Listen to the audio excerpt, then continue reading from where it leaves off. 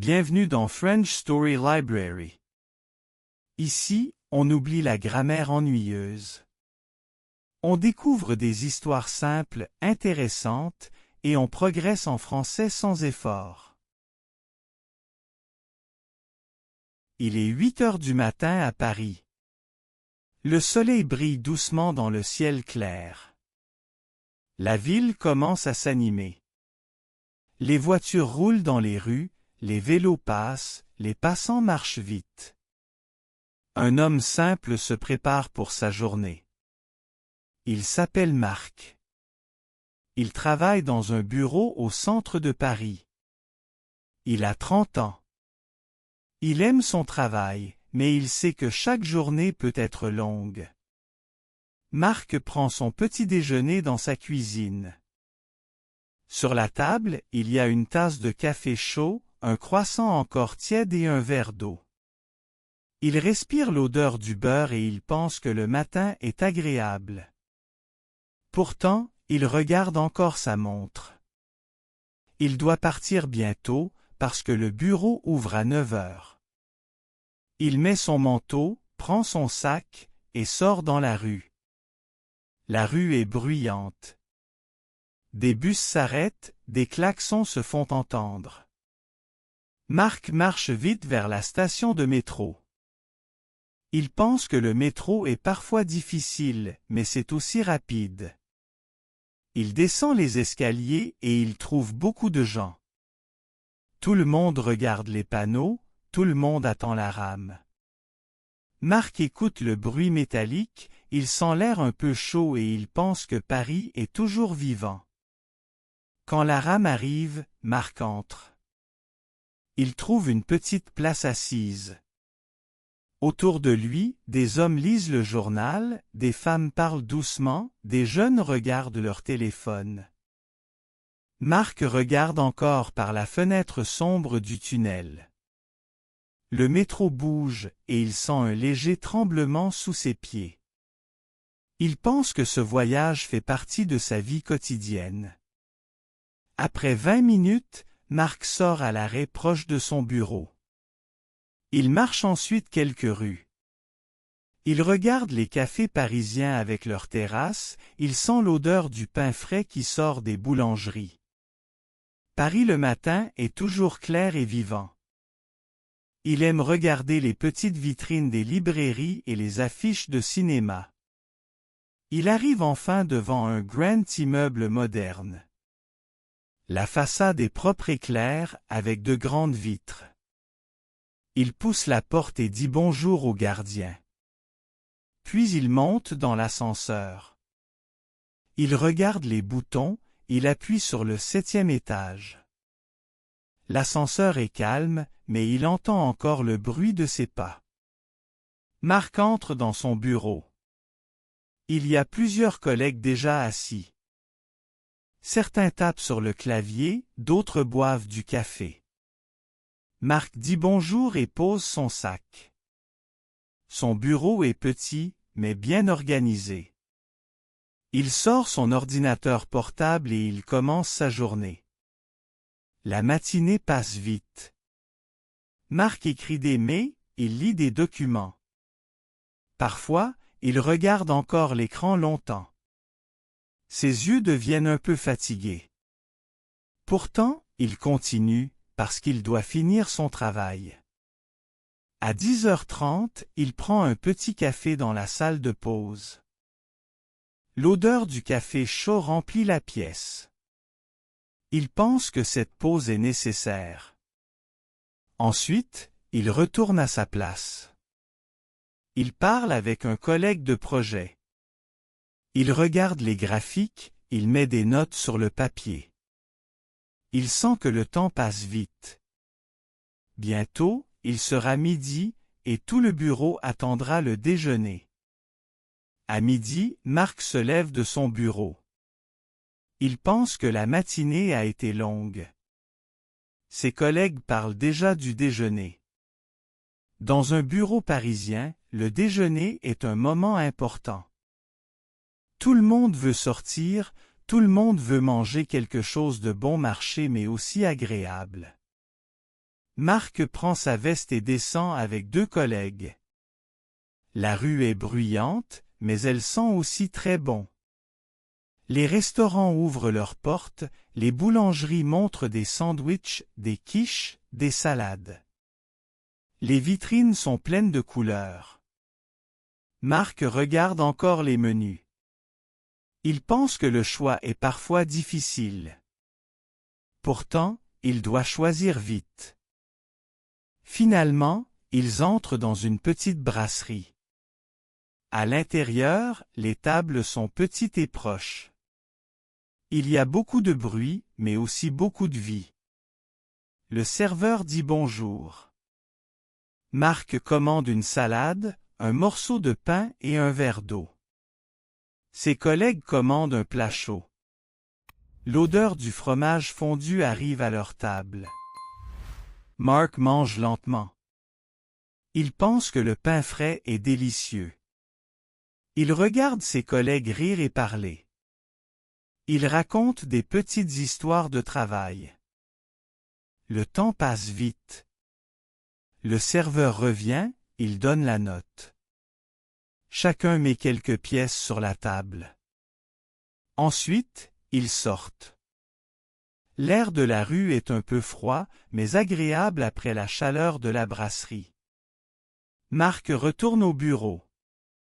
Dans l'ascenseur, il regarde encore l'heure. Il pense qu'il reste beaucoup de travail pour l'après-midi. La lumière du bureau est claire, les écrans brillent encore. Le silence revient peu à peu. Chacun tape sur son clavier. L'après-midi est souvent plus difficile. Marc écrit, il relit, il corrige. Il fait des appels, il note des rendez-vous. Parfois il pense que la journée ne finira pas. Pourtant, il continue encore. À 15 heures, il prend un verre d'eau. Il regarde ses mains un peu fatiguées. Il pense qu'il doit rester concentré. Vers 16 heures, un collègue apporte un gâteau d'anniversaire. Tout le monde se lève, tout le monde applaudit. Marc sourit, il goûte une petite part. Le gâteau est sucré, le chocolat fond dans sa bouche. Il pense que ce moment simple est très important, parce qu'il donne de l'énergie. Ensuite, le travail reprend. Marc regarde encore son écran. Le temps avance lentement. Le ciel dehors devient plus sombre. Il entend les voitures dans la rue. Pourtant, il sait que bientôt la journée se terminera. Enfin, il regarde l'heure. Il est 18 heures. Marc ferme son ordinateur. Il range ses affaires dans son sac. Il pense que la journée a été longue, mais utile. Il dit au revoir à ses collègues et il descend. Dehors, Paris change déjà. Les lumières s'allument, les cafés se remplissent. Les gens sortent du travail, comme lui. Marc marche vers le métro. L'air est frais, la rue est vivante. Il pense que la ville ne dort jamais. Dans le métro, il y a encore beaucoup de monde. Marc regarde les visages fatigués. Tout le monde veut rentrer à la maison. Le bruit est fort, mais il reste calme. Il lit quelques messages sur son téléphone. Le trajet dure 20 minutes encore. Quand il arrive à sa station, Marc sort. L'air du soir est différent. Il sent l'odeur des restaurants de quartier, des pizzas, des crêpes, des frites. Il marche tranquillement vers son appartement. Il pense que la journée touche enfin à sa fin. Il monte les escaliers. Dans son petit appartement, tout est calme. Marc pose son sac. Il respire profondément. Il regarde encore par la fenêtre. Les lumières de la rue brillent, la ville continue de vivre. Pourtant, pour lui, la journée de bureau est terminée. Mark entre dans sa cuisine. Elle est petite mais propre. Il ouvre le frigo et regarde les étagères. Il pense qu'il n'a pas beaucoup de choix. Pourtant, il doit préparer quelque chose pour le dîner.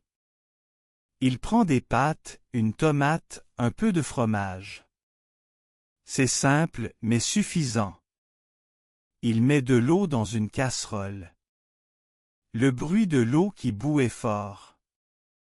La vapeur monte, la cuisine devient plus chaude.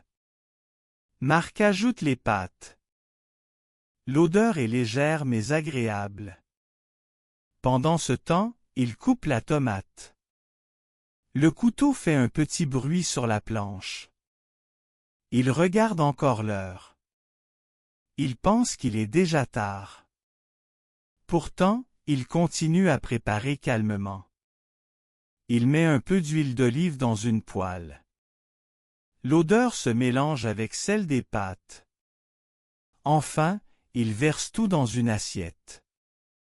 Mark s'assoit à sa table. Il goûte la première bouchée. Les pâtes sont simples mais bonnes. Le fromage fond, la tomate est fraîche.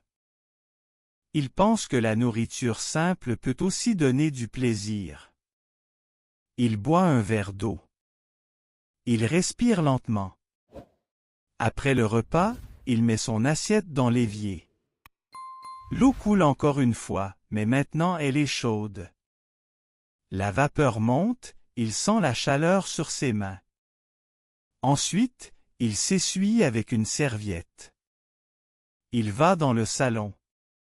Sa pièce est petite, avec un canapé, une lampe et une étagère de livres. Mark allume la lampe. La lumière est douce, le salon devient plus clair. Il prend un livre et s'installe. La lecture est son moment préféré. Il lit quelques pages. Il pense que lire après une longue journée est très calme.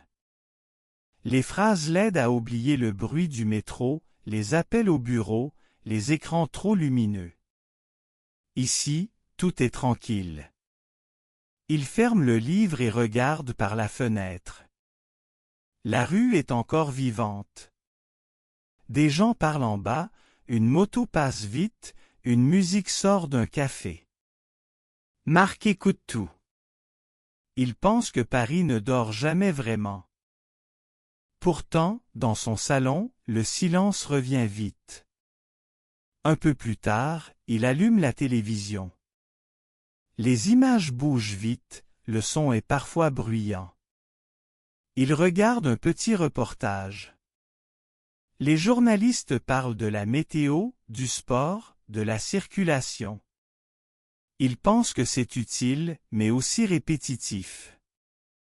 Il éteint la télévision après 20 minutes. Mark prépare une tisane. L'eau bout encore une fois. Il ajoute un sachet de menthe. L'odeur fraîche se répand dans la cuisine. Il prend sa tasse et retourne au salon. La chaleur passe dans ses mains. Il boit lentement.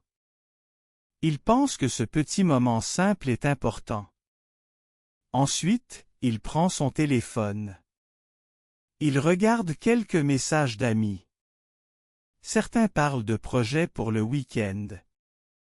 Mark lit encore. Il pense qu'il doit répondre demain, car il est fatigué ce soir. La fatigue devient plus forte. Ses yeux se ferment un peu. Il se lève et éteint la lampe. Le salon devient sombre. Il marche vers sa chambre. Dans la chambre, tout est calme. Le lit est simple mais confortable. Mark pose ses vêtements sur une chaise. Il met un pyjama. Puis il tire la couverture. La lumière de la rue passe un peu à travers les rideaux. Il s'allonge et ferme les yeux. Il pense encore à la journée. le bureau, les collègues, le métro, la ville, la cuisine, le livre. Il pense que chaque jour est un mélange de fatigue et de petits plaisirs. Enfin, il s'endort. Le matin suivant, Marc se réveille avec le bruit de la rue. Une voiture klaxonne, des pas résonnent sur le trottoir. La lumière entre doucement par la fenêtre. Il ouvre les yeux et regarde le plafond blanc. Il pense qu'une nouvelle journée commence encore une fois. Il se lève lentement. Ses pieds touchent le sol froid.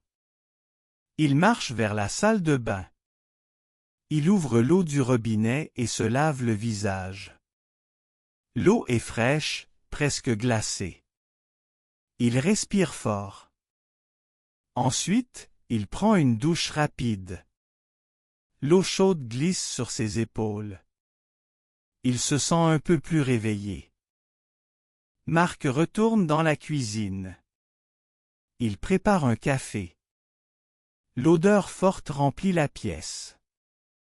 Il coupe aussi un morceau de pain. Il met un peu de confiture dessus. Le goût est sucré, le café est amer. Il pense que ce contraste est agréable. Il mange calmement.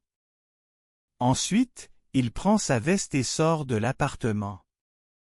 L'air du matin est encore frais. La rue est déjà bruyante. Les voitures passent, les bus roulent, les gens marchent vite.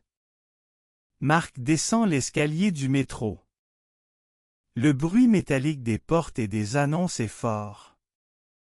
Il prend la ligne habituelle. Le wagon est plein. Marc se tient debout, il regarde autour de lui. Certains lisent un journal, d'autres écoutent de la musique avec des écouteurs. Un enfant parle fort à sa mère. Marc ferme un peu les yeux et pense à sa journée. Il sort du métro près de son bureau. Le quartier est toujours très actif. Les cafés sont ouverts, les serveurs crient des commandes, l'odeur des croissants est encore dans l'air. Marc marche vite, il veut arriver à l'heure. Au bureau, il retrouve encore ses collègues. Ils parlent déjà de nouvelles tâches. Marc écoute, il prend des notes. La lumière des écrans est forte. Le bruit des claviers est continu. Chaque personne fait son travail, mais l'ambiance reste bruyante. La matinée passe rapidement. Marc regarde encore une fois l'heure. Il pense que midi approche. Ses collègues se lèvent, ils proposent d'aller manger ensemble. Marc accepte. Ils sortent dans la rue pleine de restaurants. Le groupe choisit un petit bistrot. L'air à l'intérieur est chaud, l'odeur de nourriture est forte. Marc commande une assiette simple de poulet avec du riz. Ses collègues prennent des salades ou des sandwichs. Ils mangent et parlent du travail, mais aussi de leur vie. Marc aime ce moment. Il pense que partager un repas rend la journée plus légère. Le poulet est tendre, le riz est chaud. Il boit un verre d'eau. Il regarde par la fenêtre et voit les passants dans la rue. Il pense que la ville continue toujours, même quand il mange. Après le repas, le groupe retourne au bureau. L'après-midi commence. Marc ouvre encore son ordinateur. Les heures passent lentement. Parfois, il se sent fatigué. Il boit un autre café pour rester éveillé. Le goût amer revient encore une fois. Plus tard, le chef d'équipe passe voir Marc. Il lui donne de nouvelles instructions. Marc écoute attentivement. Il note chaque détail. Il pense que ce travail est parfois difficile, mais nécessaire. En fin de journée, Marc ferme son ordinateur. Il range ses affaires dans son sac. Il sort du bureau et marche vers le métro. Le ciel est déjà plus sombre.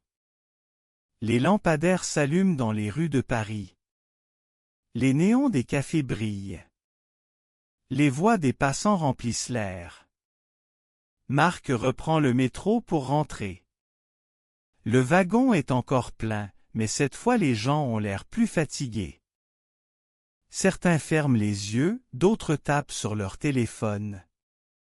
Marc regarde encore une fois autour de lui. Il pense que tout le monde vit presque la même routine. Quand il arrive chez lui, il monte les escaliers. Il ouvre la porte de son appartement. Il sent encore l'odeur de café de ce matin. Il pose son sac, enlève sa veste et respire profondément. Une autre journée est passée. Marc dépose ses clés sur la table. Il allume la lampe du salon. La lumière est douce, la pièce devient claire.